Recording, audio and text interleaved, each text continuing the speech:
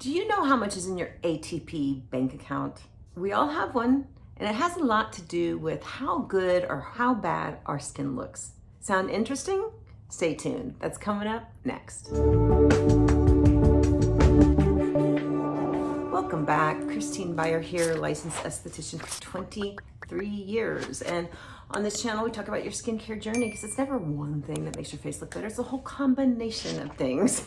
I feel like I said that a zillion times, but it's so true, right? And so this video, I wanted to talk about ATP, adenosine triphosphate. This is what is created in our cells when we exercise, eat well, drink water, and when we use devices on our face.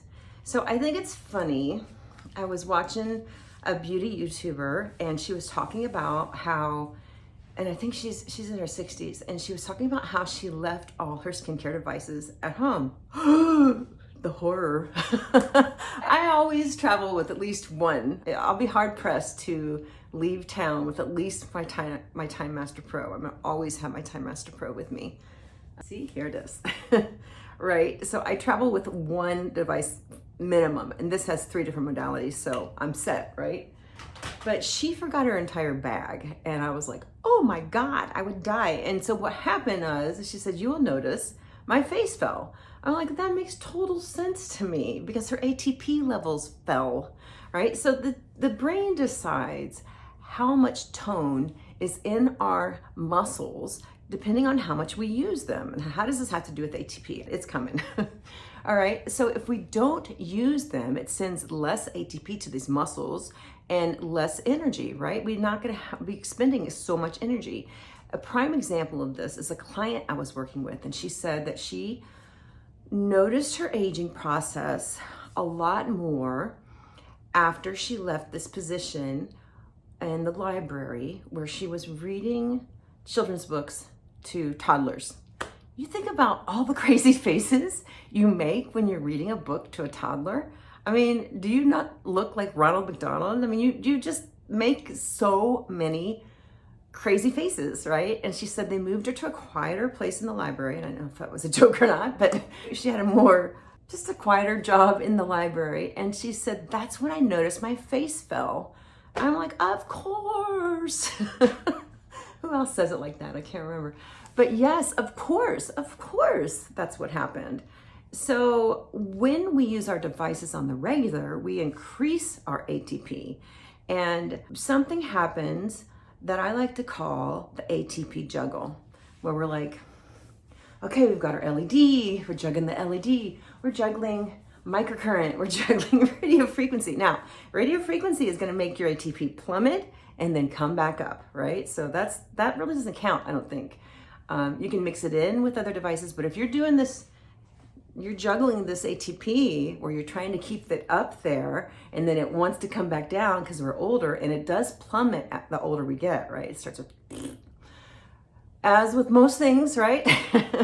Anyway, I call it the ATP juggle because we're always adding in more energy than the skin is expending. And so that it can take that extra energy and repair wrinkles and have a glow and help with pigmentation and refine pores and do whatever it wants. I mean, it's amazing. Sometimes Jane Mann was talking about, and she's a colleague of mine who teaches, and she's an amazing esthetician. She's known as the best kept secret of Vegas. She's in Las Vegas. And she was telling us a story about how she had done 20 microcurrent sessions on this gal and was looking at her from the front and wasn't getting the lift that she wanted and couldn't understand why. But her client was ecstatic because she's like, look at my cheeks. She had acne as a teenager and her cheeks had all the scarring, or not all of it, but a big portion of the scarring had repaired. And that is what the microcurrent decided to repair, which I think is fantastic. Now, if she would have kept going, she probably would have seen more of a lift.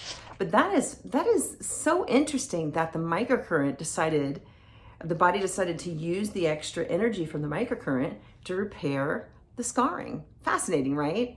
So yes, so we want to keep using our devices to keep our ATP at higher levels than our skin would produce on its own, right? And so, and when we stop using devices, everything goes and goes back down to baseline. And if your baseline is not where you want it to be, you need to stay on your devices. And do not leave them at home when you go on vacation.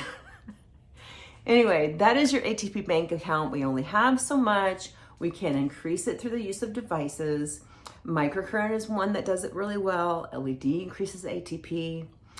Ultrasound increases ATP. A lot of the gentler sort of spa-like feel-good devices raise our ATP, and other things you don't think about will temporarily lower it, right? While it's like those controlled injury type devices. So microneedling, radio frequency, lasers, I would say peels, all that stuff temporarily lowers our ATP and then it returns. And that's why it's good to add LED after those invasive, more, I wouldn't say invasive, but they're a little harder on the skin because they have that controlled injury and you want to add more energy back to it. So do some LED after your microneedling, do some LED after that peel. You'll see how fast your skin heals. Anyway, so now you know how to raise your ATP bank account and keep your skin up there and looking fresh.